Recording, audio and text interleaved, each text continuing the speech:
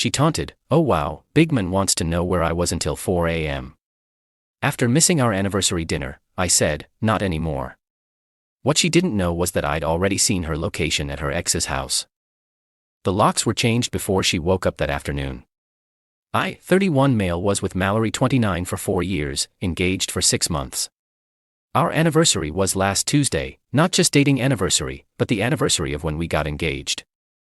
Big deal for us. Or so I thought. Made reservations at the steakhouse where I'd proposed. Same table and everything.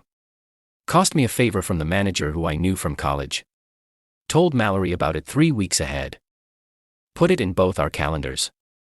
Even bought her a dress she'd been eyeing as an early anniversary gift. Morning of, she kissed me goodbye. See you at 7.30 handsome. Can't wait to wear the dress. Perfect. I had the ring upgrade she'd been hinting about in my jacket pocket. Was planning to surprise her with it at dinner. Worked through lunch to leave early. Got a haircut. Picked up flowers. Texted her at 5. Leaving office now. Love you. Love you too. Getting ready now. Got to the restaurant at 7.20. They had champagne waiting. Her favorite flowers on the table. The waiter, Carlos, remembered us from the proposal. Everything was perfect. 7.30 came. 7.45, 800. Texted. Hey babe, you running late? Read receipts on. No reply. Called at 8.15. Declined after 2 rings. That's when I knew something was up. If she was driving, it would ring out. If she was in trouble, she wouldn't decline. She actively rejected my call. Carlos kept checking. Should we hold the table, sir? At 8.45 I paid for the champagne and left. Drove home to an empty house. Her car wasn't there. The dress I'd bought was still hanging in the closet with tags on. Now, here's something about Mallory. She's attached to her iPad. Uses it for everything. Design work, shopping, social media. And she'd forgotten it on the kitchen counter that morning. It dinged with a notification. Message from someone named Jim Derrick. Except she'd quit that gym 8 months ago when we got engaged. Said she wanted to focus on wedding planning. I shouldn't have looked. But I did. The messages went back 2 months. Started innocent. Hey stranger, long time. Progressed to I miss talking to you and remember that time in the sauna. Tuesday's chain. Derek. Still on for tonight? Yes. Can't wait. Haven't seen your new place yet. I'll make it worth the wait. I'll tell CM at Simone's. Anniversary dinner is next week anyway. She'd deliberately gotten the date wrong. Told him our anniversary was next week. Latest message. Sent at 8:47 p.m. Almost there, baby. Traffic was crazy. Start without me. I sat there staring at that iPad for probably 10 minutes. 4 years. Ring upgrade in my pocket. Wedding venues booked. And she's driving to her ex's house on our anniversary. Didn't text her. Didn't call again. Just started working. First, checked our lease. Both names. But I'd been paying rent alone since she started her business. Etsy shop that made $200-ish month. Landlord liked me. Had already mentioned if we broke up, he'd keep me as tenant. Second, wedding vendors. We'd put deposits down, but they were all on my credit card. Her name was on the contracts as bride. But I was the paying party. Started sending emails. Venue, need to cancel Wilson Torres wedding. Photographer, canceling June booking. Caterer, please process cancellation. DJ, no longer need services. Most were non-refundable deposits. About $8,000 gone. Worth every penny. At 11.30 she texted. At Simone's, wine night got crazy. Don't wait up. I replied. Packed methodically. Her craft supplies, workout clothes she never used. Jewelry I'd bought her. Left that, technically gifts. Her grandmother's china she'd inherited. Carefully bubble wrapped. I'm not a monster. At 4:15 a.m., Heard her car in the driveway. She tried to be quiet coming in. Shoes in hand, dress wrinkled, hair messy. Stopped when she saw me on the couch with boxes around me. What? What are you doing? Packing your things. At 4 a.m., are you insane? Interesting time to come home from Simone's. She tried to play it cool. We lost track of time. You know how wine nights go. With Derek. The color drained from her face. What? Held up her iPad. You left this. He seems to think our anniversary is next week. She went through the stages rapid fire. Denial. It's not what it looks like. Anger. You went through my messages. Bargaining. We just talked. Nothing happened. Oh wow, she said. Voice dripping with sarcasm. Bigman wants to know where I was until 4 a.m.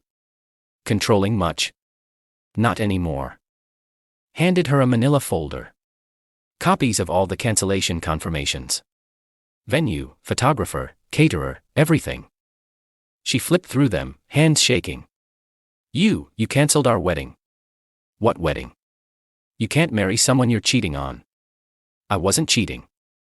God, you're so insecure. Your ex-fiancé. The one from the gym. The one whose new place you couldn't wait to see. On our anniversary. It's not our anniversary. That's next week. Pulled out my phone. Showed her photos from last year. Same date. Her own Instagram post. 1 year engaged to my soulmate. She sat down hard on the floor. Oh my God. Yeah, but I thought. You told Derek it was next week.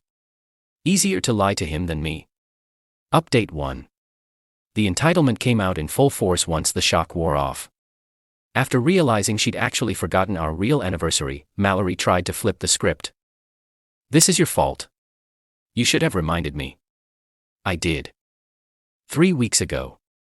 Put it in your calendar. Bought you a dress. Well, obviously I was stressed and confused. Wedding planning is exhausting. What wedding planning? You've done nothing for 6 months except pin things on Pinterest. She stayed at her sister Harper's that first night. Harper called me the next morning. What did you do to my sister? She's hysterical. I didn't do anything. She spent our anniversary with her ex. She said it was a misunderstanding about dates. She told him our anniversary was next week so she could see him on the actual date. Silence. Then. Oh. That's. Yeah. Wednesday Mallory came to get some things while I was at work. Except I'd taken the day off, just parked down the street. Watched her load her car, then followed at a distance. She didn't go to Harper's. Went straight to Derek's apartment complex. Interesting. Thursday, the entitlement escalated. She called from Harper's phone. I'd blocked her number. We need to talk about the wedding deposits. What about them? I want half back. Half of the non-refundable deposits. You canceled without consulting me. I should be reimbursed. You were at your ex's house. For the last time, nothing happened. Then why lie about being at Simone's? Because I knew you'd overreact, like you're doing now. The circular logic was impressive. Cheats, lies about it, then blames me for the reaction to the lie. No reimbursement. I paid all deposits. My name on the receipts. That's financial abuse. That's consequences. She hung up. 20 minutes later, got a Venmo request for $4,000. Note, my half of wedding deposits you stole. Declined. Blocked on Venmo too. Friday was when she made her biggest mistake. Posted on social media. When controlling men, cancel your wedding because they're threatened by male friendships. Ladies, the red flags are real. Trust your gut when something feels off. Dodged a bullet, toxic masculinity. The comments started supportive. Then our mutual friend Cody chimed in. Wait, didn't you know show your anniversary dinner to hang with your ex? Mallory. It was a miscommunication. But you told Derek it was next week. Sounds like the communication was clear, just dishonest. The tide turned. People started asking questions. She deleted the post within an hour, but screenshots were already circulating. Then Derek's girlfriend entered the chat. Yeah, Derek had a girlfriend. Natalie. They'd been together 8 months. She saw the screenshots and reached out to me. Hi, weird question, but was Mallory at Derek's Tuesday night? According to her iPad messages, yes. That lying piece of. He told me he was at a work thing. Apparently his work thing lasted until 4 a.m. Can you send me those screenshots? Did one better. Met her for coffee. Showed her everything. The 2-month build-up. The anniversary night planning. The new place messages. Natalie was cool. Calm. Calculating. He doesn't know I know yet. I want to handle this right. Get it? I'm packing her stuff as we speak. Has she been staying with him? Think so. Told her sister she was there but her car's at Derek's every day. Natalie smiled. It was terrifying. Perfect. Saturday afternoon, I get a text from an unknown number. This is Derek. We need to talk man to man. No thanks. Mallory's been staying here and it's causing issues. She needs to get her stuff from your place. Already packed. Harper can pick it up. She says you have her grandmother's china locked up. It's in bubble wrap in the garage. Like I told her. Look man, I don't want drama. But Nat's getting suspicious and Mal needs somewhere stable to stay. The audacity. He wanted me to take back my cheating ex so his girlfriend wouldn't catch him cheating. Not my problem. Or Mallory's problem. It's yours and Natalie's. You told Nat. She asked. I answered. You vindictive asshole. You just ruined my relationship. No, you did that when you invited my fiancé over while lying to your girlfriend. He hung up. An hour later, Mallory called from yet another number. You told his girlfriend. What is wrong with you? She asked if you were there Tuesday. I said yes. Truth hurts. She kicked him out. He's homeless because of you. He's homeless because he cheated. You're both homeless because you cheated. Seeing a pattern. Where am I supposed to go? Not my problem. Final update. The complete destruction of Mallory and Derek's little fantasy has been almost therapeutic to watch. After Natalie kicked Derek out, he thought he'd move in with Mallory at Harper's place. Harper shut that down immediately. I'm not housing my sister's affair partner. Are you insane? So there they were. 2 cheaters with nowhere to go. Derek ended up at a motel. Mallory bounced between Harper's couch and her parents' house 2 hours away. But here's where Mallory's entitlement hit new heights. She started a GoFundMe. Helped me rebuild after domestic financial abuse. Claimed I'd trapped her financially and canceled her dream wedding as punishment. Goal. $10,000 for security deposit and moving expenses. She raised $50. From her mom. Meanwhile, Derek was dealing with his own consequences. Natalie wasn't just any girlfriend. She was his business partner in their personal training studio. She owned 60% family money. He owned 40%. She sent him a buyout offer. Fair market value minus the money he'd spent on hotels during his work events. Turned out Mallory wasn't his only side piece. He tried to fight it. She had receipts. Credit card statements showing hotel charges while he was supposedly at conferences. Security footage of him leaving with various women who weren't Natalie. Derek's reputation in the fitness community imploded. Lost his Instagram verification. Supplement sponsorships dropped him. Went from fitness entrepreneur to unemployed in 2 weeks. Mallory tried to stand by her men. Posted supportive messages about rebuilding together. And Phoenix rising from ashes. Then she found out about the other women. Called me crying from her mom's phone. Actually crying. Did you know? Know what? That there were others. That I wasn't special. I knew he was a cheater. Rest is details. How many? Ask Natalie. She has files. Files. Color-coded spreadsheets. She's thorough. The sound she made was heartbreaking. Almost felt bad for her. Almost. I ruined everything for nothing. Yep. The wedding. The house. Us. For someone who had 3 other girlfriends. 4, counting Natalie. She hung up. Last week, ran into Harper at the grocery store. Awkward but civil. How's Mallory? Living with our parents. Working at Dad's hardware store. Deleted all social media after, Derek. Last I heard, moved back with his mom in another state. Natalie bought him out for pennies. Good for Natalie. Yeah, she's actually killing it. Rebranded the studio. Business is up 40%. We parted ways. Later that night, got one final text from Mallory's old number.